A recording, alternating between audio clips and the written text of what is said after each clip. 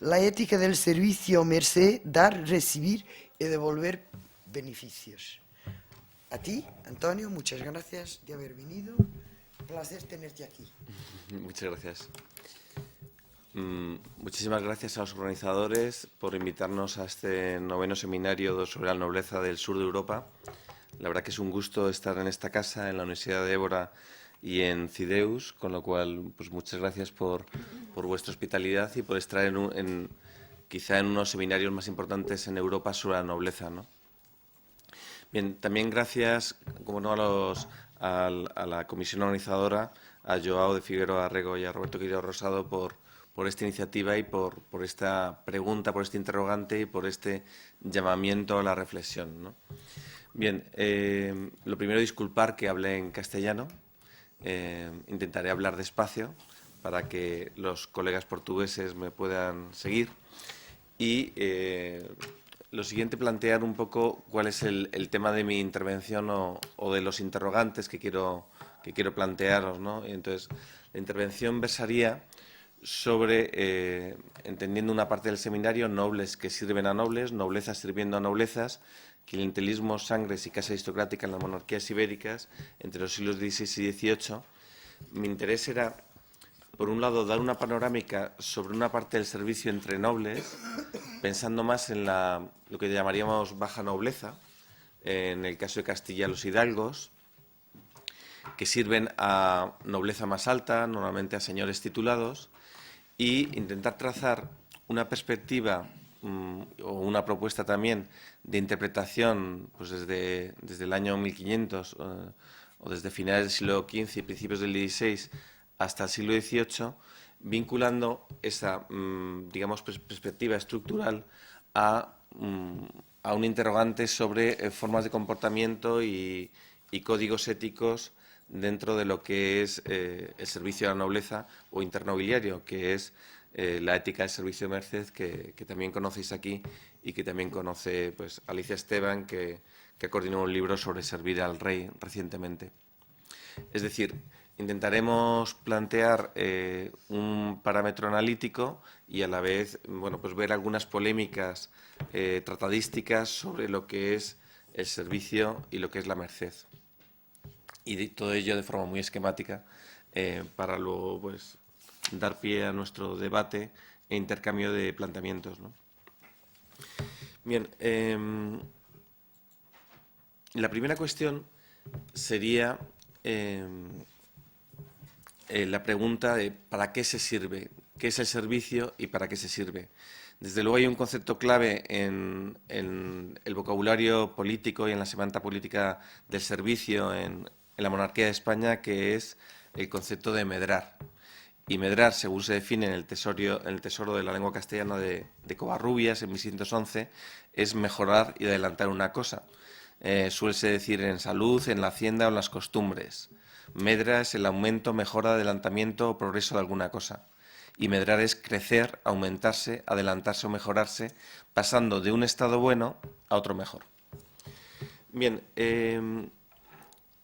la cuestión es que la estructura del servicio de la baja nobleza a la nobleza poderosa, nobleza más potente, sufre una grave crisis entre finales del siglo XV y principios del XVI en Castilla, en la corona de Castilla, vinculado con todo un cambio pues, social, político, económico e incluso de arte de la guerra, que es la primera transformación de las monarquías europeas en ese momento.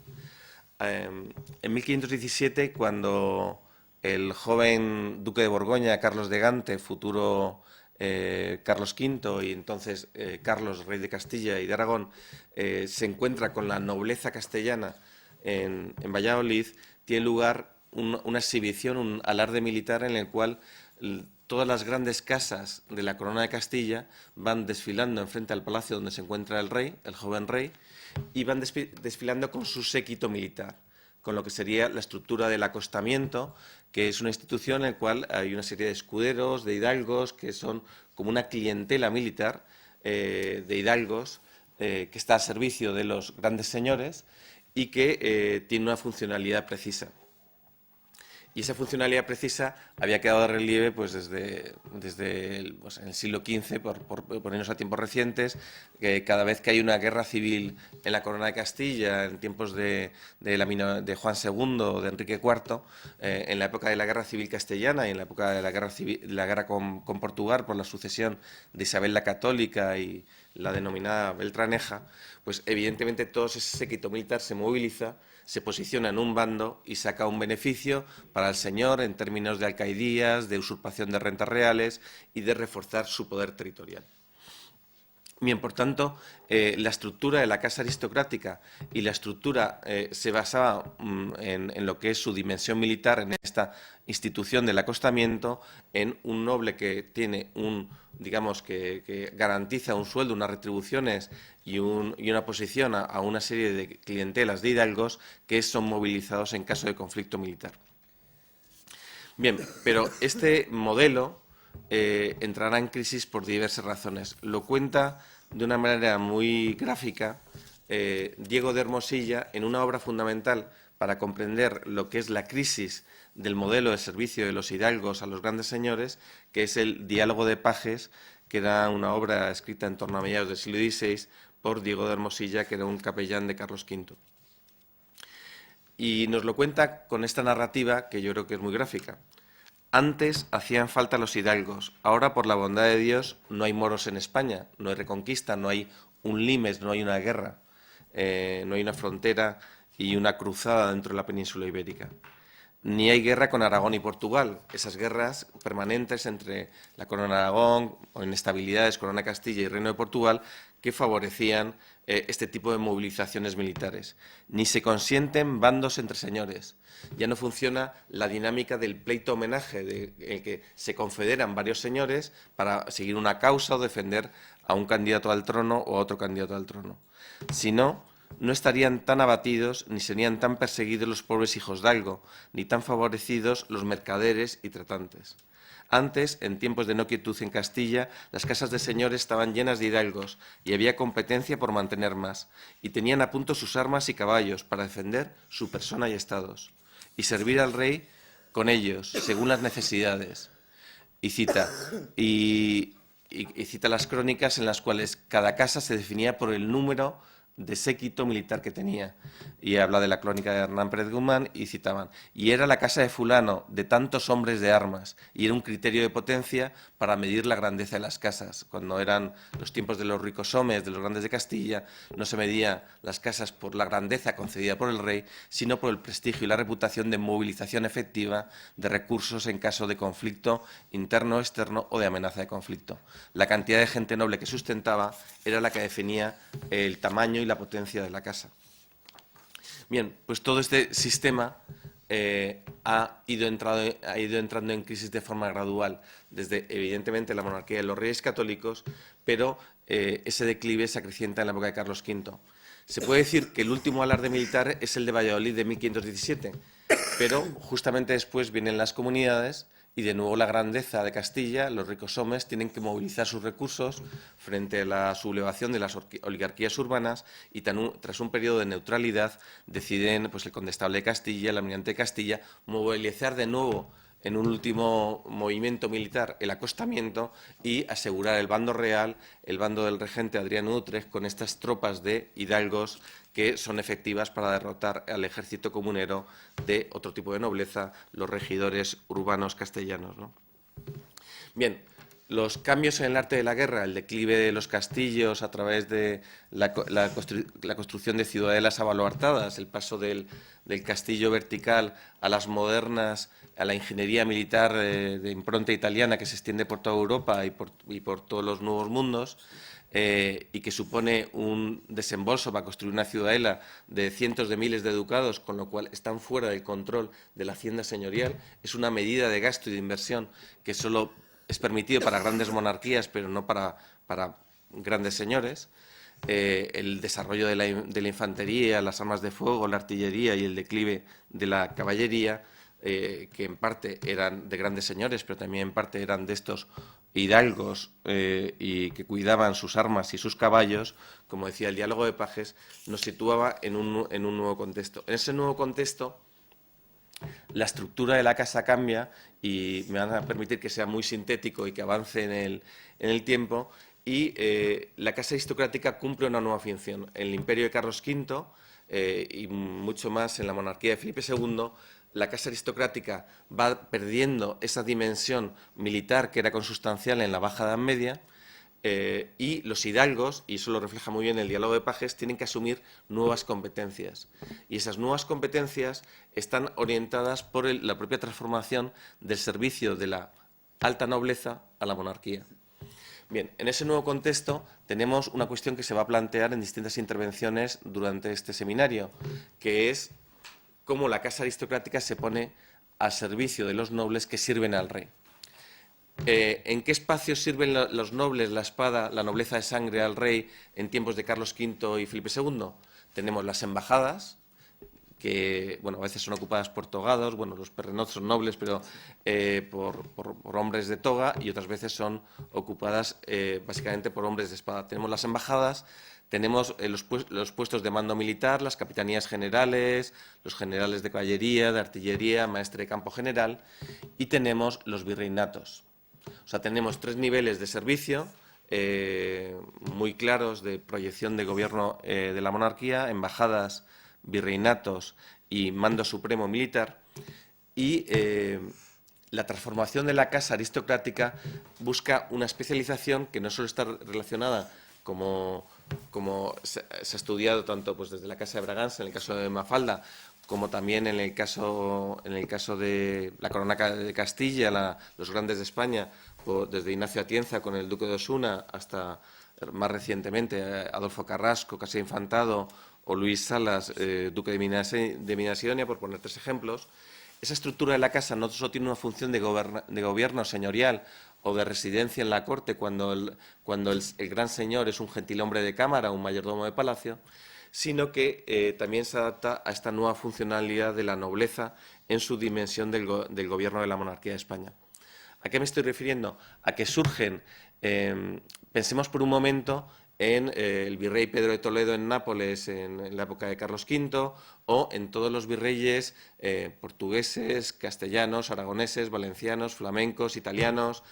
alemanes, que se trasladan a servir a un virreinato, por ejemplo, pues en Milán, Nápoles, en México o en Lima. Bien, con ellos va una estructura de la casa, es decir, viaja el virrey, que a la vez es capitán general del territorio, pero viajan con él entre 100 y 300 personas, que es su casa señorial. Cuando es más potente, le acompañan 300 personas, que están en su estructura, en su casa solariega o en su residencia en la Corte de Madrid, o en el destino que tengan previo a ese nombramiento, pero bueno, pues entre 100 y 300 personas es habitual en los virreinatos más importantes, ¿no? Toda esta casa se coloca en el territorio, se le coloca como plazas muertas en el ejército, es decir, el gasto económico se coloca sobre la hacienda real en el territorio, pero lo que nos interesa es cómo la parte más elevada de esa casa, los hidalgos, lo que es baja nobleza, cumple una funcionalidad precisa en el gobierno político. Y me estoy refiriendo a una cuestión que va a salir ahora, que es en los virreinatos, en el virreinato de Nápoles, en el gobierno de Milán, no así en el gobierno de Flandes, Alicia, pues el secretario doméstico del grande, que casi siempre, o por no decir siempre, es un hidalgo o pertenece a la baja nobleza, se convierte en el secretario de Estado y Guerra del virrey de Nápoles, del gobernador de Milán, del virrey de Nueva España o del virrey del Perú. Es decir, todos los virreyes, la acción política de todos los virreyes de la monarquía de España se hace a través de la Secretaría de Estado y Guerra o de las secretarías virreinales. Y ese secretario no es permanente ni estable, sino que es el secretario doméstico del señor que es nombrado virrey el que asume el cargo. Es decir, según entra en el servicio del virreinato, propone ese nombre, el rey lo nombra y se nombra a su secretario particular, a sus secretarios particulares como secretarios virreinales, y la más importante es la Secretaría de Estado y Guerra. Es decir,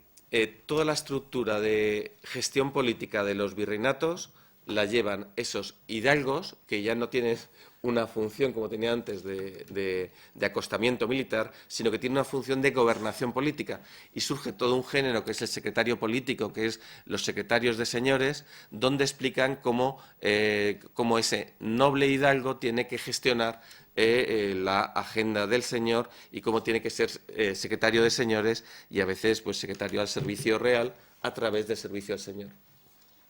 Bien, las secretarías virreinales es uno de los ejes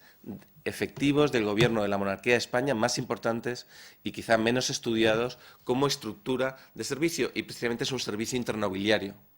El secretario doméstico, que se convierte en secretario de Estado de Guerra con nombramiento real, pero siempre es un servicio al señor.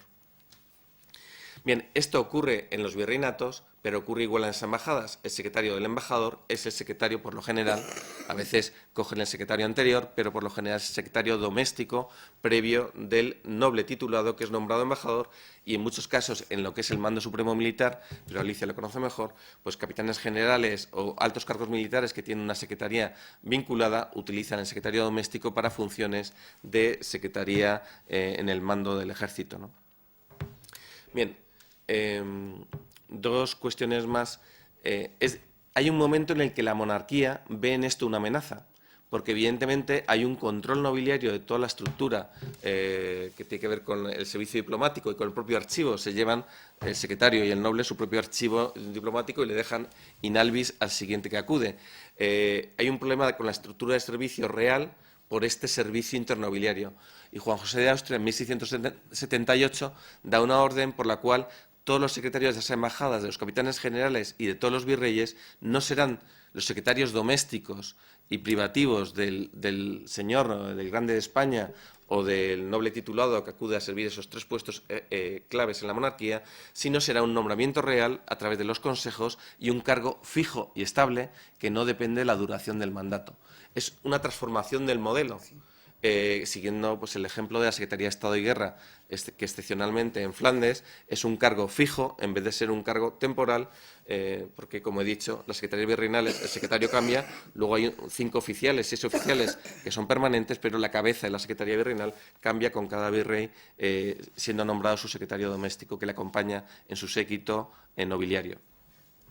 Bien, y este intento fracasa. Fracasa porque el Consejo de Estado, todos los nobles, los embajadores, los virreyes, echan un pulso a Juan José de Austria, intenta imponer la medida, pero van, digamos, lastrando, boicoteando la aplicación de esa medida en distintos órganos, hasta que, evidentemente, a la muerte de Juan José de Austria y cuando el duque de Medinaceli, el grande de España, más poderoso en estados señoriales de la monarquía, se convierte en primer ministro, pues para un aristócrata no es la prioridad, digamos, minar las bases del gobierno aristocrático en la monarquía, que es ese control de las secretarías por parte de los señores, de los grandes señores nombrados virreyes, embajadores o capitanes generales. Por tanto, la medida se anula y fracasa el intento de crear una estructura de servicio directamente nombrado por el rey y no de dependencia internobiliaria. Bien, una última cuestión vinculada con el discurso ético, que iba a ser el prioritario, prefiero dar esta panorámica, y una conclusión. Bien, en ese diálogo de pajes se aludía a la polémica sobre el servir interesal. En realidad, esta ponencia iba a ser sobre el servir, el interés y el servicio, pero he preferido, hablando un poco con Roberto de una panorámica global, más que centrarme en la polémica que hay sobre el servir interesal. Todos conocemos, a través de la obra de Bartolomé Clavero, de Antonio Manuel España y de otros, la cuestión de las tres gracias, de dar, recibir y devolver. Es un patrón clásico, el patrón de la ética del servicio merced, que se basa en los tratados grecolatinos, y lo que hace Diego de Hermosilla en el diálogo Pajes es recordar esta polémica sobre el servir interesal y sobre las tres gracias, y dice: si algún criado ha servido y se queja de la mala paga o de ninguna, no quieren otro asidero los señores para decir a sus amos que fulano es un hombre interesal y que no sirve con amor, sino con interés, y que no sirviendo con amor no puede hacer cosa buena. Entonces, y dice Diego de Hermosilla: mejor pareciera que los señores imitasen a Dios, que paga más de lo que le sirven y castigan menos de lo que le defenden. Y en toda la obra habla de que ser señor consiste en dar y hacer mercedes a quien, cuando y cómo es justo. Bien, no voy a extender en todo lo que es la ética de servicio de merced, en lo que son las tres gracias, en la reciprocidad del don, ni lo que es que es un servicio por amor, y nunca es un servicio por interés en su formulación clásica, ¿no? Lo que sí que voy a insistir es que a mediados del siglo XVII, en la monarquía de España, hay una gran polémica entre varios autores, entre ellos quien la inicia es Alonso Núñez de Castro, sobre, publica en Madrid en 1150 el Tratado Séneca, impugnado de Séneca en cuestiones políticas y morales. Y lo que hace, primero, es decir, que el rey, pero eso es otra cuestión, se tiene que apoyar en el pueblo, en la plebe y prescindir más de la nobleza, porque eso llevó a la crisis y al colapso de la monarquía, con lo cual el rey